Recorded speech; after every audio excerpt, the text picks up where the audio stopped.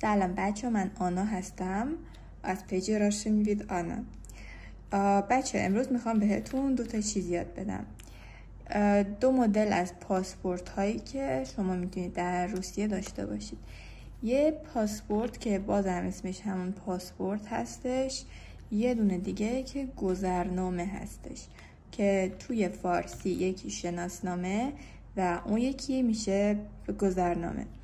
به روسی شناسنامه شما میشه گراژدانسکی پاسپورت، یعنی پاسپورت برای داخل کشور شما، پاسپورت اینکه شما برای اون کشورید. دومین پاسپورت که باهاش میرید جای دیگه زاگرانیچنی پاسپورت، یعنی گذرنامه که باهاش میرید جاهای دیگه. راستی برای ثبت نام کلاس ها به دایرکت من پیام بدید. پاکا.